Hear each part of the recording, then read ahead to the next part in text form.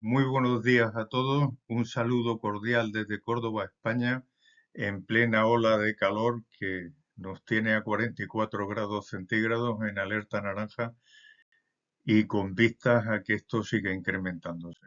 Un cordial saludo, repito, para todo Perú y para toda Hispanoamérica y para los que nos están viendo desde cualquier punto del mundo. Y como no, un saludo muy cordial para mi querido amigo Manel Bestratén, que sé que también es ponente de este congreso tan importante, que para mí es uno de los temas vitales de la seguridad y salud en el trabajo. Y me voy a explicar.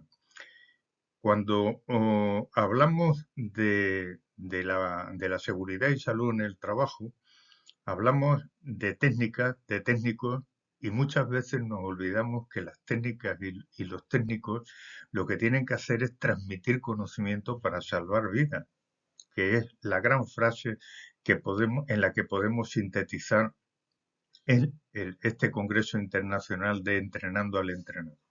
¿Y por qué es esto así? Miren, nosotros podemos tener muchos conocimientos, pero esos conocimientos tenemos que hacerlos digeribles a las personas que nos están escuchando, a las personas que reciben esa formación y que tienen que interiorizarla. Y por suerte o por desgracia, no todos tienen el mismo nivel.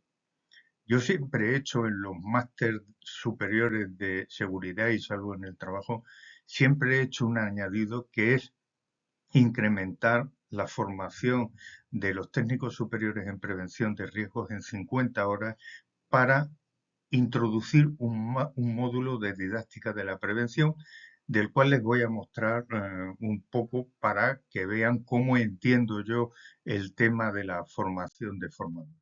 Miren, los los que podemos llamar como pilares de la formación efectiva en materia de seguridad y salud en el trabajo se basan en unos cimientos que tienen que ser el conocimiento sólido de las disciplinas de la seguridad y salud en el trabajo. Es decir, tenemos que conocer cantidad de cosas, la normativa, los riesgos específicos, los procedimientos, cuándo y cómo se utilizan los equipos de protección individual. Es decir, tenemos que tener un compendio de conocimientos en la cabeza que son los que tenemos que transmitir de una gran magnitud, porque la seguridad y salud en el trabajo, al ser un conocimiento transversal, necesita de muchas áreas de conocimiento y utilizamos las matemáticas, la física, la química, la biología, la medicina y muy pocas veces utilizamos la pedagogía. Bueno, pues ¿qué tenemos que hacer? Utilizar esa pedagogía, adaptar el lenguaje, nuestro mensaje a la audiencia. Es fundamental que sepamos qué nivel tienen de formación las personas a las que nos dirigimos, qué experiencia tienen. No es lo mismo una persona que lleve trabajando 20 años en un mismo puesto de trabajo que una persona que acaba de integrarse. ¿Cuál es el lenguaje que utiliza? Tenemos que poner nuestro lenguaje a su nivel. De nada sirve que utilicemos un lenguaje críptico y extremadamente técnico si la persona que tenemos enfrente, si la persona que tenemos que formar no es capaz de entenderlo. Y para ello tenemos que utilizar la didáctica de la prevención. Es decir, tenemos que utilizar eso que conocemos como la didáctica, como la manera de transmitir de una forma adecuada nuestros conocimientos para establecer objetivos claros y además objetivos medibles. Porque recuerden ustedes, lo que no se mide no nos sirve, porque tenemos que ver si con el mensaje que lanzamos, si con los conocimientos que damos, los niveles de seguridad se incrementan o disminuyen, que no es la primera vez que se da una sesión de formación y es peor que si no lo hubiéramos dado. Tenemos que tener una comunicación clara y motivadora, es decir, tenemos que tener un lenguaje llano, accesible, no meter los conocimientos técnicos que tenemos desde el punto de vista del lenguaje crístico, tenemos que actuar con entusiasmo y desde luego tenemos que provocar la escucha activa. Y por otro lado, tenemos que hacer un último esfuerzo que es la práctica relevante, es decir, utilizar ejemplos reales, casos prácticos, simulaciones, aunque sean del nivel más básico y dentro del propio aula, que lo bueno sería poder hacer simulaciones en entornos reales para que los trabajadores reforzaran ese conocimiento. También podemos hacer demostraciones, es decir, tenemos que tener unos conocimientos, saber cómo los transmitimos, comunicarlos adecuadamente y hacer las prácticas. Yo siempre en prevención de riesgos he dicho una cosa, que al que no le guste leerse los billetes del autobús, que no se dedique a esto, porque tenemos que tener una actualización permanente. La técnica que utilizamos está en permanente evaluación y por tanto nosotros nos tenemos que estar actualizando siempre. Y esta es una frase que le digo yo siempre a mis alumnos. Saber mucho de seguridad y salud en el trabajo no basta. Es un requisito sine qua non, pero no basta. Hay que saber transmitirlo de forma que este conocimiento cambie los comportamientos, es decir, se interiorice y se convierta en cultura preventiva. Bueno, y aquí llegamos y tenemos que explicarle a las personas que nos siguen por qué es crítico su rol como formador en materia de seguridad y salud en el trabajo. Y esto es así porque su labor como formador es crucial para garantizar un entorno laboral y seguro y saludable.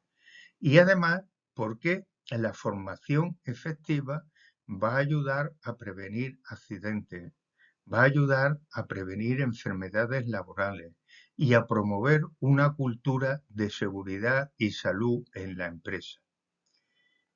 Tenemos que tener presente que un formador competente no solo transmite conocimientos, sino que también fomenta la participación activa de los empleados, asegurando que esa información se aplique en la práctica y se convierta en una parte de la rutina laboral.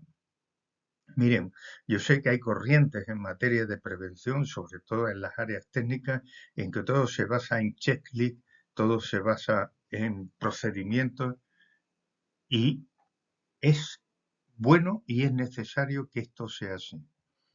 Pero miren, tenemos que hacer otra cosa más, ir un paso más allá, empatizar con los trabajadores para que esa información que se les da se convierta en su cultura, se interiorice.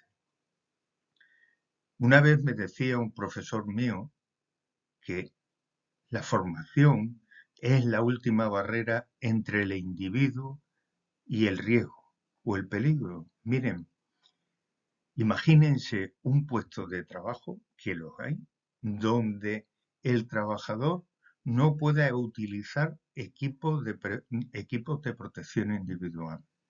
¿Cuál es la última barrera que existe entre él y ese riesgo al que se está enfrentando?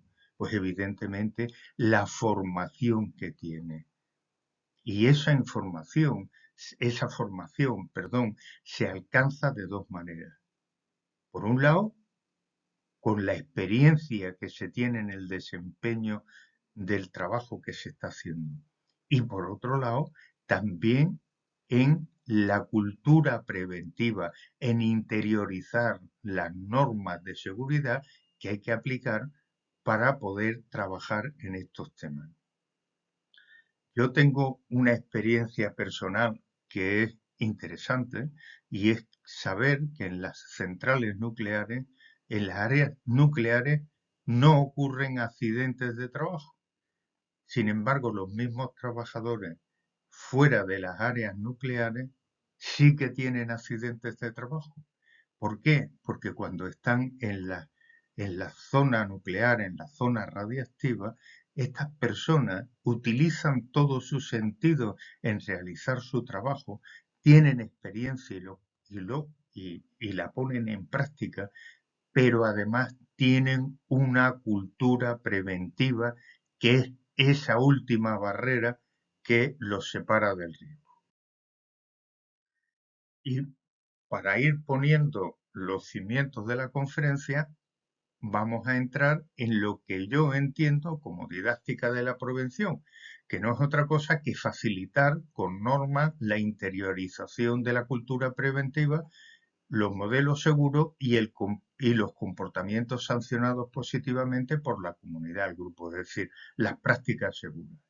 ¿Y por qué hay que crear una dinámica de la prevención? Porque necesariamente tenemos que dotar a la enseñanza de la prevención de unos fundamentos didácticos, es decir, de unos fundamentos técnicos preventivos que nos lleven a transmitirla con naturalidad. Y ya les digo, no hay recetas mágicas para esto, pero sí debe haber una organización sistemática del trabajo que permita la creación de modelos de actuación docente y por otro lado nos facilite la elaboración de un plan de formación que sea eficaz y rentable. Y la rentabilidad la damos aquí no en cuanto cueste, sino en lo efectivo que sea con respecto a la creación de cultura preventiva. Y estos planes que hacemos tienen que abarcar a todos los niveles de la empresa, desde el presidente, CEO, director general, mandos intermedios y trabajadores para que sea posible que este plan de formación eficaz y rentable redunde en beneficio de la seguridad y salud de la empresa y de los trabajadores. ¿Y por qué hay que mantener un proceso continuo de formación? Antes se lo he dicho, las técnicas avanzan, que es una barbaridad, que diría mi abuelo, pero esa, esa innovación continua que tenemos hace que el mundo nuestro, en el mundo que nos desenvolvemos, sea un cambio permanente. Y además le voy a decir otra frase que siempre utilizo con mis alumnos. Miren, vivimos en una época de cambios que es un cambio de época. Estamos cambiando máquinas, puestos de trabajo, nuevas tecnologías con la introducción de la inteligencia artificial. Nuestros parámetros de actuación están cambiando permanentemente y eso hace que cambie otro factor, que no es menos importante, que cambien los riesgos.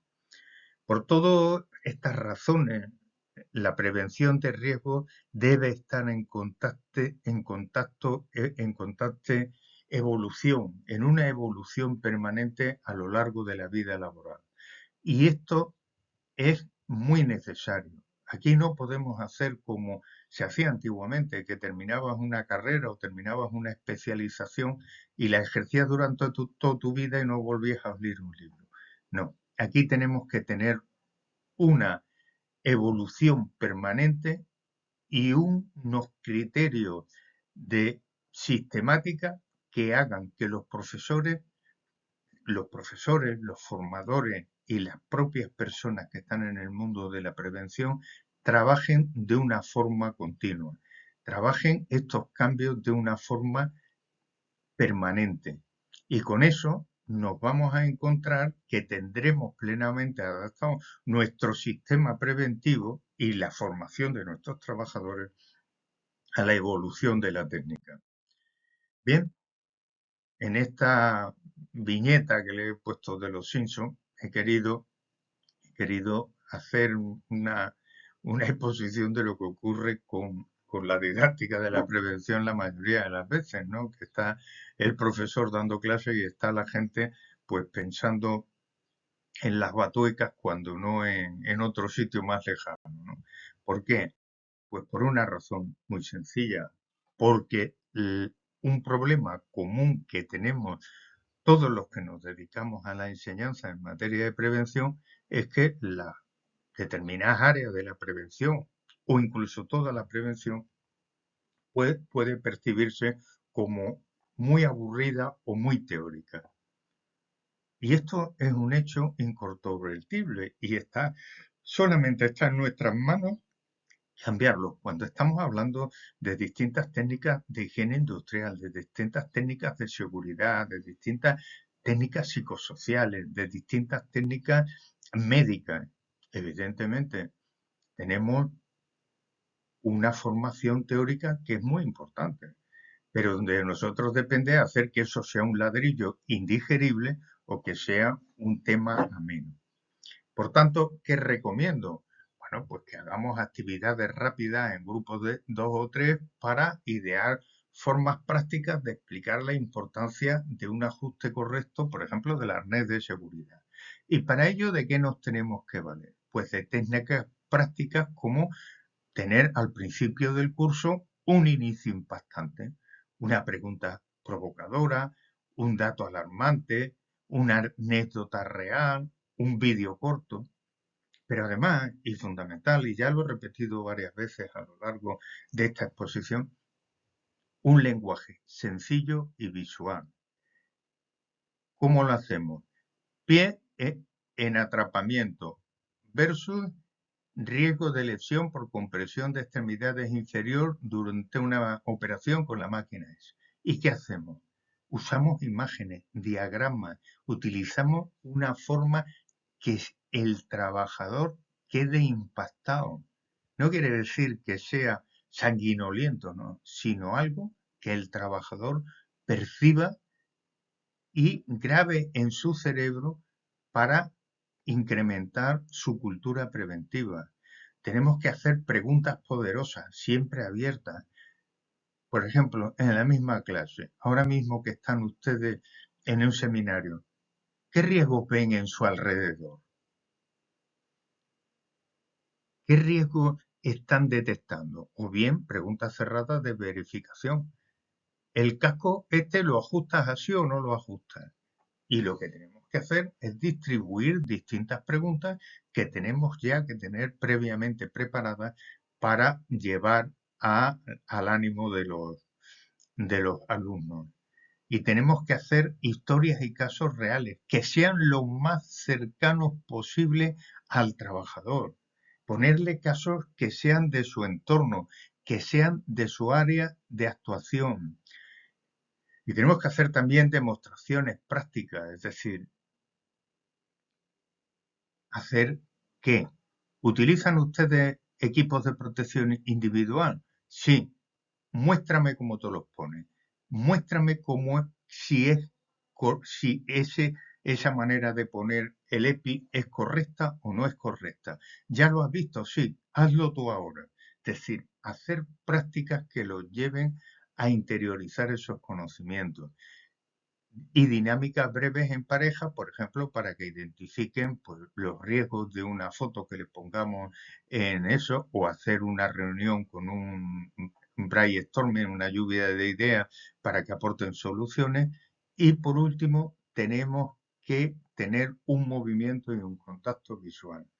Miren, muchas veces los profesores, sobre todo los que estamos acostumbrados a la docencia académica en la universidad, pues muchas veces nos quedamos imbuidos allí en lo alto de nuestro atil o de nuestra mesa, porque tenemos delante un público que es un público que tiene un nivel de conocimiento en el que podemos permitirnos. Yo ni tan siquiera se lo recomiendo a este tipo de profesores, porque el bajarte, el ponerte a su alrededor, el irte hasta el final de la clase y subir, mirar a derecha e izquierda, cruzar la mirada con los alumnos, hace que empaticemos con ellos y que nos sientan más cercanos y por tanto nuestro mensaje va a ser más asequible a ellos.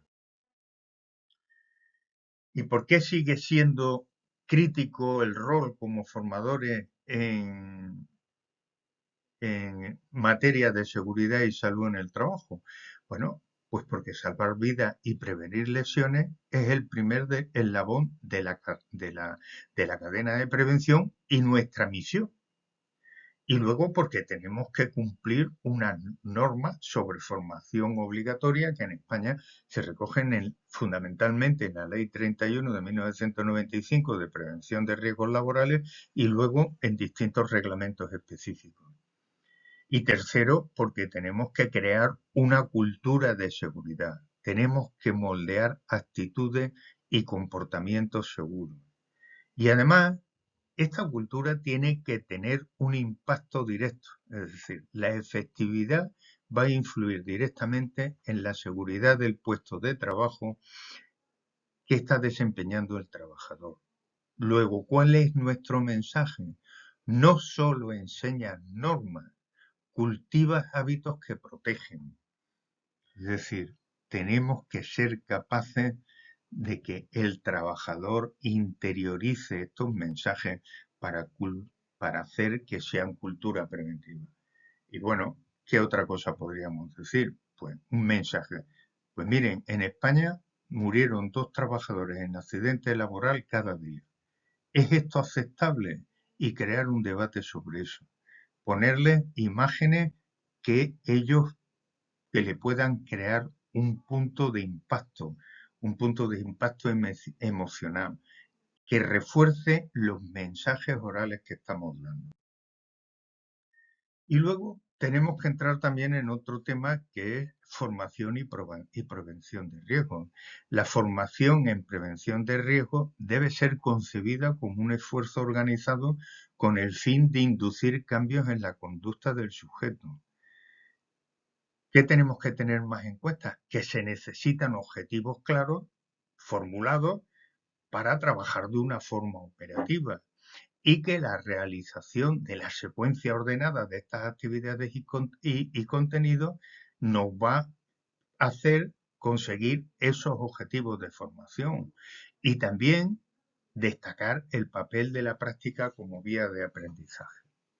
Llevo un rato dándole vueltas porque no en pocas ocasiones yo he tenido la sensación de que hay personas que confunden información con formación y no es exactamente lo mismo. La información son aquellas pautas de actuación que le damos a los trabajadores para que sepan manejar un equipo, es decir, son las instrucciones de uso. Y las formaciones son conceptos que lo que pretenden hacer es el cambio de costumbre, de tal manera que las conductas se modifiquen. Y creo que esto es importante decirlo, porque no pocas veces en clases de formación, y yo lo he observado en algunas empresas, dice, bueno, no, si ya le hemos dado la información. No, mire usted, usted le ha dado una información y pongo un ejemplo. Por ejemplo, para la sordera, para evitar la hipoacusia. Usted le puede dar unos cascos y explicarle cómo funcionan esos cascos.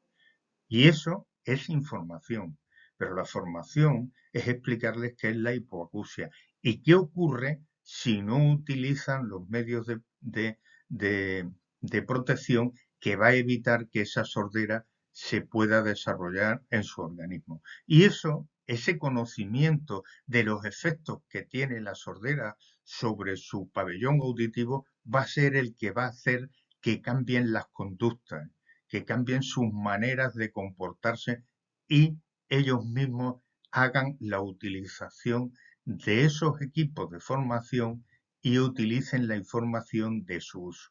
Por tanto, la formación y la información van de la mano, se acompañan, pero tienen objetivos distintos y por tanto no debemos confundir una cosa con la otra. Bien, ¿cuáles son los pasos esenciales que tenemos que dar para hacer este tema? Primero, analizar, es decir, ¿quién tenemos delante? ¿Quiénes son? ¿Qué perfil tienen? ¿Qué experiencia? ¿Qué necesidades formativas? Lo segundo es, ¿qué necesitan saber y saber hacer? Es decir, ¿qué conocimientos le tenemos que dar para que sepan hacer lo que tienen que hacer? Es decir, para que sepan cómo, cuándo y dónde tienen que aplicar estos conocimientos. Y cuál es el riesgo grave que tenemos que abordar.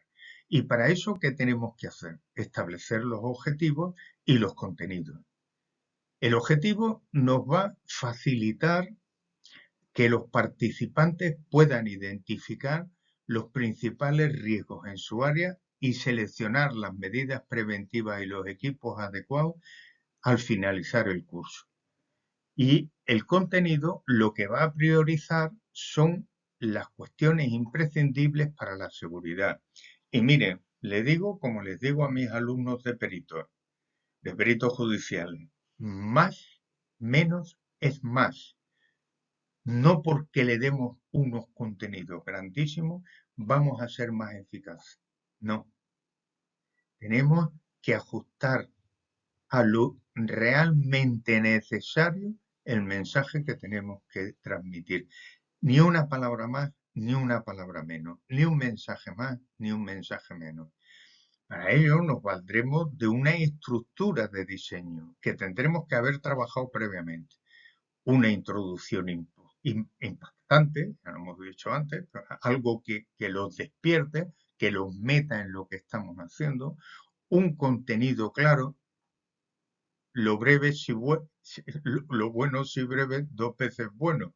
Por tanto, brevedad en los temas, prácticas, demostraciones y al final resumen de lo que hemos expuesto y evaluación.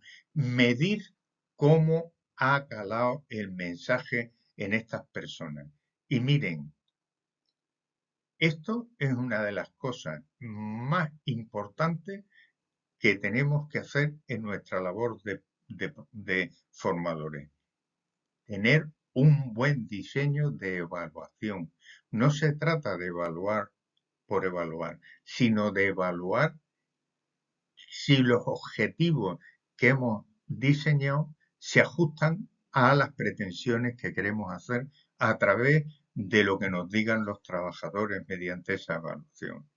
Y luego, ¿qué tenemos que hacer? Desarrollar, es decir, seleccionar recursos, ver, pues yo qué sé, como están viendo ustedes ahora mismo, una ponencia que sea clara, con vídeos cortos, muestras de equipos personales, casos prácticos, ejercicios y sobre todo, que también es complicado, preparar previamente preguntas clave y luego hacer ejemplos rápidos, pues, diseñar el objetivo y dos o tres puntos claves para que en una formación de 10 minutos sobre el objeto de la formación podamos ver cómo está afectando a estos pasos esenciales que estamos dando a la formación del trabajador. ¿Y qué más tenemos que ver en la formación y en la prevención de riesgos laborales? Yo sé que esta es una información muy específica para la gente de España, ¿no? Que es lo que establece el artículo 19 de la Ley de Prevención, que establece las obligaciones de la empresa para proporcionar formación a los trabajadores en materia de prevención de riesgos. Fundamentalmente, y no voy a insistir mucho en esto, es que el trabajador deberá recibir una formación teórico-práctica en materia preventiva. Y fíjense, formación teórico-práctica. Las más de las veces la formación que damos es teórica. ¿Y cuándo se lo tenemos que dar esta formación teórica práctica a las personas? Bueno, pues cuando la contratamos y van a ir a su puesto de trabajo, cuando se produzcan cambios de funciones, cuando se cambie el desempeño, cuando se introduzcan nuevas tecnologías o cambios en los equipos y métodos de trabajo, es decir, cuando se produzca algo que modifique el entorno en el que nos estamos moviendo, que tendremos que adaptarlo a la prevención. Por otro lado, la formación debe centrarse específicamente en el puesto de trabajo. Claro, naturalmente que tenemos que hacerlo. Y la gran mayoría de las veces las formaciones que se hacen son formaciones genéricas y no se adaptan a la evolución de los riesgos y a la aparición de nuevos riesgos y además tenemos la obligación de repetirla teóricamente, periódicamente, perdón, para que tengamos esa actualización permanente del trabajador. Y luego un tema esencial, ¿no? Y es que la formación se imparta dentro de la jornada del trabajo y si tiene que ser fuera, bueno, pues bonificársela al trabajador mediante descansos o mediante acuerdos que se pueden establecer mediante negociación colectiva o bien mediante acuerdo con los propios trabajadores. Y aquí tenemos lo que es el trasunto de toda esta conferencia. Y la gran pregunta es qué enseñar, cómo enseñar, cuándo enseñar y qué, cómo, cuándo y para qué tenemos que evaluar. A lo largo de la conferencia esta les voy a desarrollar este esquema. ¿Por qué? Porque yo creo que este es el esquema básico que tenemos que tener interiorizado todos los que queremos dedicarnos al tema de la formación en materia de seguridad y salud en el trabajo y en la formación en general, en la formación básica, en la formación media y en la formación superior. Es decir, ¿qué queremos enseñar? Bueno, y para ello tenemos que establecer los objetivos, los contenidos, hacer una secuencialización de los mismos, las actividades de enseñanza, qué metodología vamos a utilizar para llegar a este punto que es lo que vamos a enseñar. Y vamos a ir paso por paso. ¿Qué enseñar? Los objetivos. Lo primero que tienen que hacer estos objetivos es favorecer la salud de los trabajadores, evitar los accidentes de trabajo y las enfermedades profesionales y mejorar las condiciones de seguridad y salud. ¿De qué nos vamos a basar? De los conceptos intelectuales, es decir, de los conceptos conceptuales y de los conceptos actitudinales, actitudes, hábitos y valores, además de los psicomotores que van a ser las habilidades físicas. Habría que introducir los psicosociales de actividades mentales. ¿Qué más tenemos que enseñar? Pues lo que tenemos que enseñar son los contenidos establecidos por la ley. Lo primero es la legislación en materia de prevención de riesgos laborales. Lo segundo son las políticas generales de prevención dentro del trabajo. Lo tercero, la organización de la prevención en la empresa. Lo cuarto, la tecnología aplicada a la prevención de riesgos. Lo quinto, las protecciones individuales y colectivas. Lo sexto, los riesgos en los centros de trabajo. Lo séptimo, la naturaleza de los riesgos en el puesto de trabajo. Y, por último, las conductas y hábitos adecuados para el trabajo bien hecho. Yo aquí no quiero dejar de referirme a una clase que recibí de un buen amigo y profesor mío, de uno de mis maestros, de Pepe Llanes, cuando decía que hay dos maneras de trabajar en las condiciones estándar de trabajo, que son las buenas, las que protegen al trabajador, y las condiciones subestándar de trabajo, que son las que crean riesgos añadidos y que pueden lesionar al trabajador. ¿Cómo conseguimos trabajar en condiciones estándar de trabajo? Pues con conductas, hábitos adecuados al trabajo bien hecho. Y me dirán ustedes, pero bueno, esto tiene cierta complejidad, naturalmente, como todas las cosas que hacemos en materia de seguridad y salud en el trabajo, porque tenemos un elemento de actuación, que es el factor humano, que es un elemento complejo que es susceptible de tener muchas alteraciones. Esto no es una barra de hierro ni una piedra, es decir, que son con unas condiciones físicas más o menos inmutables en condiciones normales. El ser humano se ve afectado por cantidad de cosas, por su situación personal, por su situación familiar, por su situación laboral, por la situación política, es decir, somos receptores de todos los inputs, de todos los estresores que tenemos a nuestro alrededor y lo que tenemos que hacer es educarlos para que estos estresores no los afecten o no los afecten de una manera alta e indeseada para que tengan conductas y hábitos adecuados, es decir, para que trabajen concentrados en condiciones estándar de seguridad, es decir, como establecen los planes de seguridad y salud en el trabajo de nuestro puesto de trabajo y de nuestra empresa. ¿Qué más tenemos que ver? ¿Cuándo enseñar? Bueno, pues tenemos que establecer una secuencialización y una temporalización de qué es lo que vamos a enseñar. La secuenciación didáctica implica organizar los contenidos, las actividades y los recursos de manera que faciliten el aprendizaje del estudiante. Y la temporalización es la planificación pormenorizada de cada uno de los bloques y contenidos para que estas actividades que se van a llevar a cabo sean las oportunas dentro de un periodo académico. Bueno, por lo tanto, ya sabemos cuánto tenemos que enseñar y que tenemos que establecer una secuencia de actuaciones y una temporalización de las actuaciones para que éstas encajen en determinados puntos en determinados espacios del tiempo dentro de esa secuencialización. ¿Cuándo enseñar? Es decir, ¿cómo hacemos esa secuencialización? Por parte de la exposición del trabajador, del profesor, perdón, deben ser atractivas, claras, concisas y coherentes. Es decir, tenemos que ser amenos.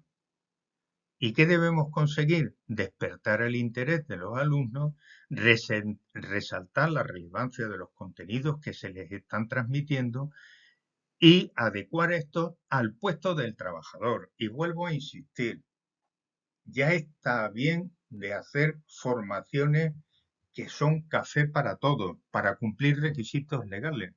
La formación tiene que ser específica del puesto de trabajo y teórico-práctica. Por tanto, tiene que hacer que el trabajador se centre en su puesto de trabajo y además de los conocimientos que tiene por su experiencia, ¿eh?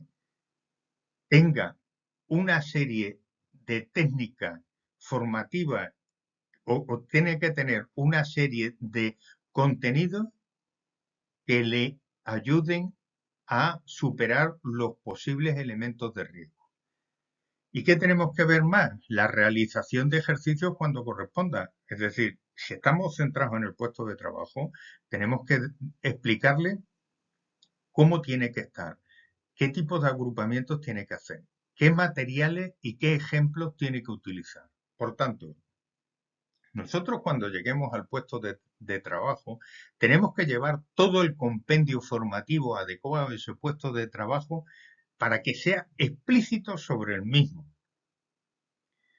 Los materiales sean los adecuados a su puesto de trabajo y los ejemplos que se den no sean de barcos ni de aviones, sino de la máquina o del objeto que tiene el trabajador en su uso normal.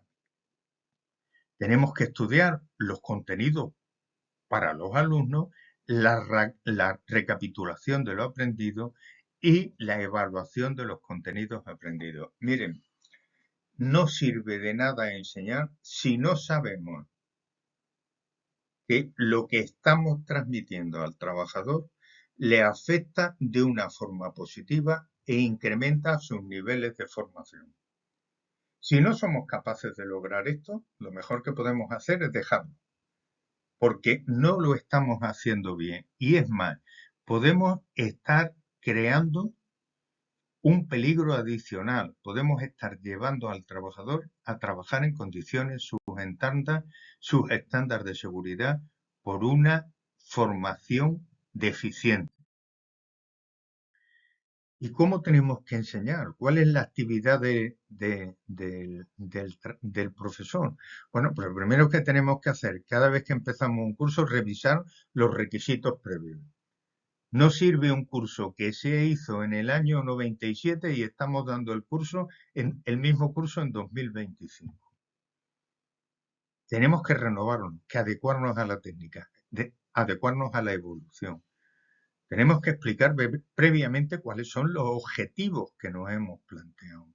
Tenemos que presentar los contenidos en pequeños pasos. Tenemos que dar instrucciones claras y detalladas. Tenemos que proporcionar un buen nivel de práctica a cada uno de los alumnos. Realizar preguntas comprobando la comprensión de los alumnos y buscando la respuesta de todos los alumnos que tenemos. ¿De qué nos sirve hacer la formación si cuando le preguntamos a los alumnos se quedan con cara de bicholilla verde, que decía un profesor mío? Se quedan con una cara mirándote que no saben qué contestarte. Pues si no saben qué contestarte, quiere decir que o no lo estás haciendo bien o tienes que dedicarte a otra labor en materia de seguridad y salud en el trabajo. Tenemos que establecer guías a los alumnos en la primera práctica. Tenemos que enseñarles cómo tienen que abordar los temas para que desde la práctica ellos lo vean. Proporcionar correcciones en el feedback que hacemos sistemáticamente con ellos. Tenemos que evolucionar nuestras preguntas, cambiarlas, ver qué tenemos que corregir para acercarnos más a ellos y controlar y evaluar el trabajo de los alumnos. Y vuelvo a repetir, evaluar es una de las cosas más difíciles que tenemos en materia de seguridad y salud en el trabajo. Porque hacer unas preguntas que testen positivamente los conocimientos que hemos dado no es fácil. Requieren de estudio, requieren de tiempo y requieren de una cosa que se llama mucha humildad. No se trata de preguntar por preguntar, sino de preguntar para conocer si lo que le hemos dado es útil o no es útil. Porque si es útil, vale, pero si no es útil, igual estamos creando una situación de riesgo añadido. ¿Y cuándo enseñar? Bueno, pues tenemos que establecer la temporalización. ¿Y cuándo tenemos que hacer esa formación? Pues en el momento de la contratación, en momentos de cambio de la organización, la maquinaria, la introducción de las nuevas tecnologías y siempre que los cambios supongan la aparición de nuevos riesgos para la salud de los trabajadores. Y luego, la duración del proceso formativo tiene que estar en función de los contenidos. Es decir, no es lo mismo dar una formación sobre una zona restringida radioactiva en una central nuclear que la utilización de una maquinaria cualquiera en un centro de trabajo. No porque una cosa sea más peligrosa que la otra, sino porque los contenidos que tenemos que dar tienen que ser de distinta naturaleza y unos son más complejos que otros. Ahora, cuando llegamos a la evaluación, que ya les digo que para mí es el tema capital, nos tenemos que preguntar para qué evaluar, cómo evaluar y cuándo evaluar. Porque esto es la síntesis de este momento. ¿Y para qué evaluar? Para valorar los conocimientos, habilidades y actitudes de los alumnos. Para conseguir que nosotros como formadores, como profesores, tengamos la información sobre el funcionamiento de nuestro propio modelo de enseñanza. Por eso les he dicho antes que tenemos que abordar la creación del proceso de evaluación con muchísima humildad, porque si lo que nos encontramos cuando hacemos estos procesos de evaluación es que la información que nos transmiten los alumnos sobre nuestro proceso sobre el proceso de funcionamiento de nuestro modelo de enseñanza, tenemos dos opciones, o dedicarnos a otra cosa o cambiarlo y mejorarlo. También para reconducir las metodologías empleadas, las actividades que hacemos, tenemos que adaptar esas metodologías a las nuevas necesidades que damos. Nos podemos valer de nuevas herramientas de trabajo, como puede ser, por ejemplo, la, la inteligencia artificial. Y también nos va a servir para conocer la adecuación de los objetivos a la organización a la que nos estamos dirigiendo. Por tanto, evaluar es sumamente necesario. ¿Y qué evaluar? Pues tenemos que evaluar el conocimiento del trabajador que tiene sobre las normas preventivas, los métodos de trabajo seguro, los medios de protección individuales y colectivos, los riesgos y la naturaleza de los mismos, el uso de las tecnologías aplicadas a la prevención y las políticas de prevención de la empresa. Eso es el conocimiento que tenemos que dar y también tenemos que evaluar la adecuación de las conductas y hábitos del trabajador en el puesto de trabajo y la exportación de lo aprendido al puesto de trabajo. Es decir, si no somos capaces de evaluar qué saben, cómo lo adecuan y cómo lo llevan a sus puestos de trabajo, pues no habremos hecho bien nuestro trabajo como formadores y tendremos un problema que se puede traducir en consecuencia, no deseadas para el trabajador. Por tanto, es que este tema es fundamental. De todo el proceso que tenemos en materia de seguridad y salud en el trabajo, la formación, el cambio de actitudes, el cambio de conducta, es lo principal que tenemos que dar. Y podemos, insisto, podemos tener todas las baterías de checklist más maravillosas del mundo.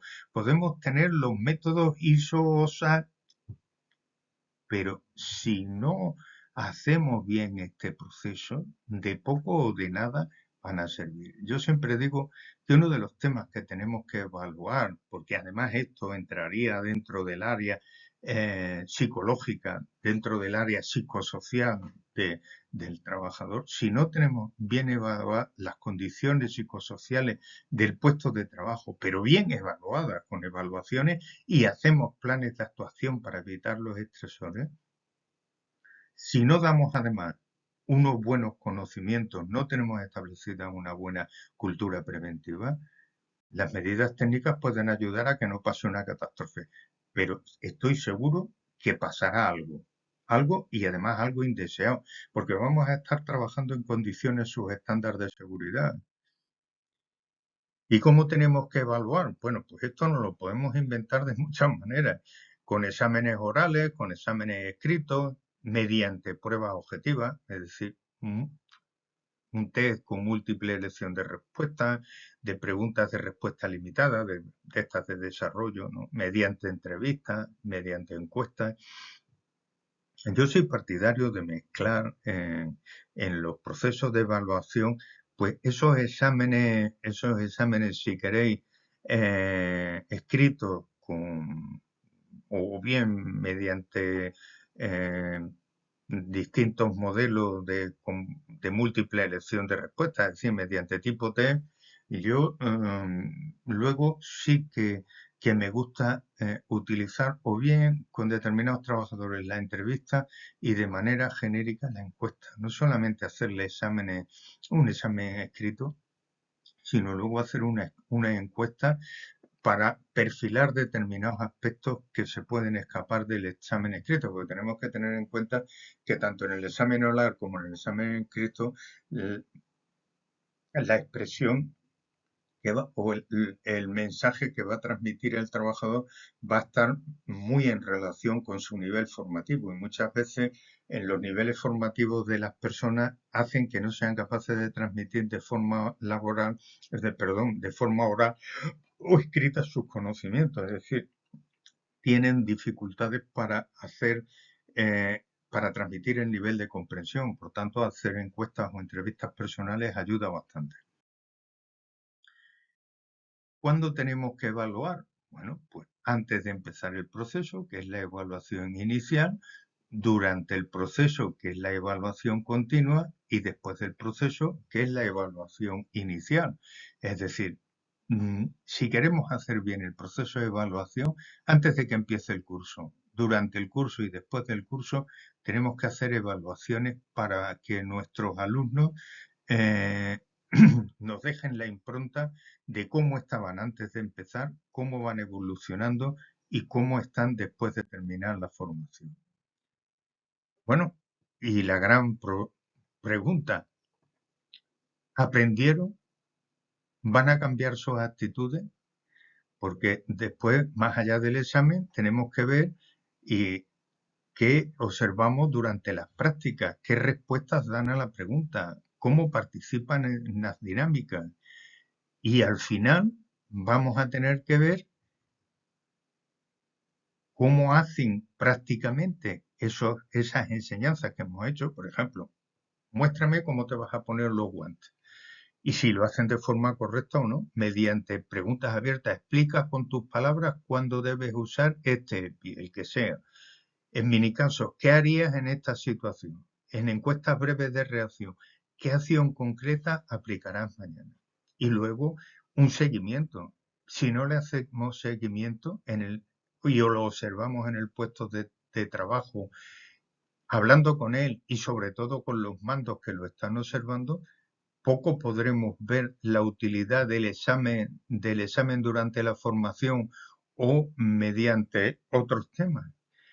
Y luego es esencial que quede registrado el cumplimiento de los datos del trabajador sobre el contenido del curso y los resultados de la evaluación para tener una base de datos en la cual veamos cuáles son los niveles de formación que va teniendo el trabajador y cómo ha evolucionado desde que se empiezan los periodos de formación hasta que se acaban. Es decir, cómo va funcionando, cómo va haciendo este aprendizaje y si al final logramos que cambie actitudes de riesgo, esas actitudes sus estándares de seguridad y entre dentro de las condiciones estándar de seguridad. Por tanto, las dos preguntas que nos tenemos que hacer son básicas. ¿Aprendieron?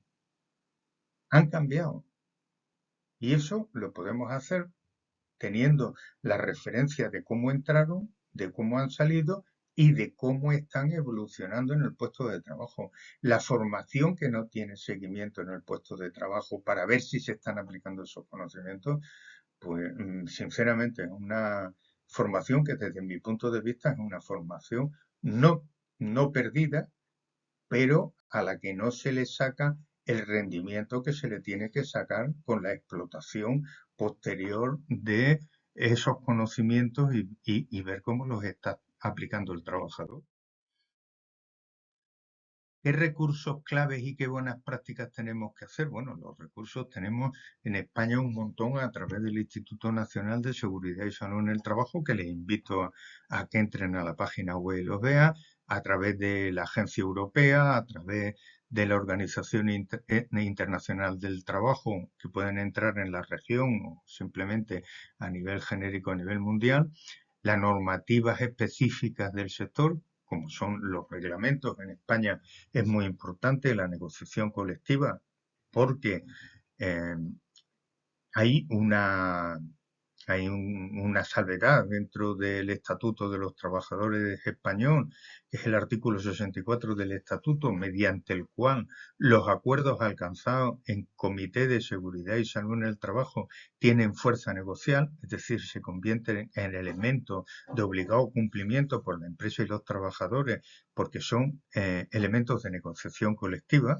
que este es un gran elemento para poder hacer específica la seguridad y salud en el trabajo a la empresa y a los puestos de trabajo de la empresa, bueno, pues todos los manuales, las fichas, las notas técnicas de prevención, las fichas de seguridad de todos los elementos y luego también contrastar con la experiencia de otros formadores. Y las buenas prácticas finales serán prepara, prepara y prepara. Decía Napoleón que para ganar una guerra hacen falta tres cosas: dinero, dinero y dinero. Pues bien, aquí hace falta preparación, preparación y preparación. Es decir, conoce tu material y el espacio donde vas a darlo. Sé humilde, no invente. Si te preguntan algo que no sabes, di, no lo sé, pero lo averiguo, que es mucho mejor que inventar. Yo he visto a formadores en el transcurso de formaciones que le han preguntado algo y han salido por los caños de Carmona que decimos en España. Es decir, algo que te queda, es decir, pues sé humilde, admite, pues no lo sé, no pasa nada, pero no te preocupes que te lo digo.